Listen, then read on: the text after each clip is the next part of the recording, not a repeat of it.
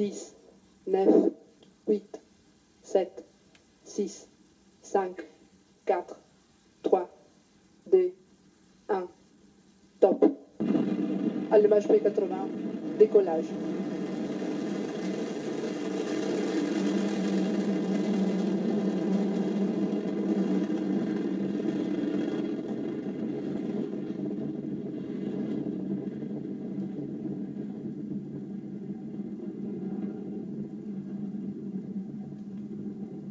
La trajectoire est normale, le pilotage est calme. Tous les paramètres à bord sont nominaux. You saw Vega rise like an arrow surprisingly fast if you're used to watching Ariane 5. 4 seconds I think it took before she cleared the pad. Those of you familiar with Ariane know that the heavier launcher rises a lot more slowly. She weighs over 6 times what Vega does. The DDO is saying that everything is normal on board, lifting off perfectly from French Acquisition de la télémesure lanceur par la station de Saint-Georges. Beginning the 4th mission in her young career. I can see from here the people, there's nobody left in the hall, they're all out on the terraces. They're snapping their cameras. Some are clapping as Vega passes overhead. Acquisition de la télémesure lanceur par la station navale lanceur au large de la Guyane. Everything is okay on board. Salvatore, I imagine, is snapping pictures. As soon as he comes in, we'll get his reaction.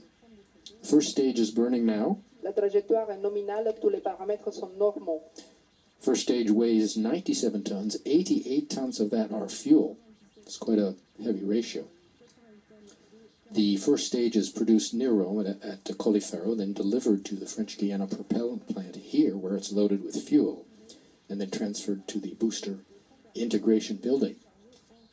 Coming up on separation of the first stage in just about 3 seconds, and you'll see that on the animation on the cartoon. Séparation P80. There, the DDO has called out. Right on time at 53 kilometers up. And at 1 minute and 53 seconds.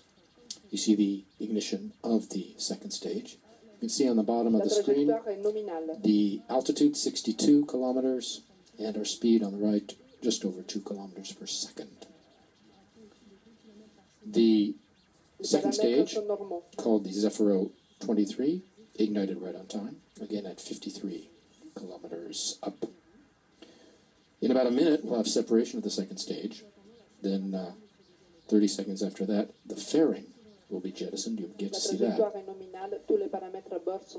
Everything is functioning flawlessly on board as the DDO Laura Paolini says, calls out the numbers. Then in about 6 minutes and a half into the flight, we'll see separation of the last solid stage. Well, Salvatore has returned. He's beaming. What did you see out there? Yes, Joshua, it was really fun. Yes, Joshua, it was really fantastic. Wonderful view, not many clouds. We could see it up to very high, very bright light of the engine, and then the sound coming up after a few seconds after seeing it going up. Really exciting. What was the most impressive? The sight of the sound? The light was really bright. I mean, the P80, the first stage flame was really incredible. All right. Now that you're back, take a look at the upper right-hand corner of the screen. There's a curve there. You see the cursor climbing up the path there as we have extinction of the second stage. What are we looking at on the upper? Yes, what you're looking there is basically the predicted trajectory, and which is the curve there, and the dot which moves is the actual current position. So it means that if you see the dot on the curve, everything is nominal and as predicted.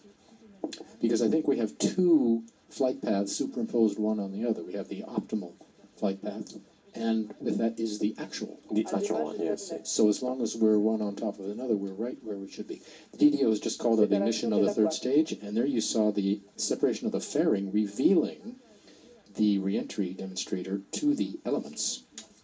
Yes, the fairing is normally used to protect all the satellites from the atmospheric drag and heat, and so up to when there is atmosphere, it is kept closed and then it's released. So we're out of the atmosphere now, so we don't need the fairing anymore, and we can get rid of the dead weight.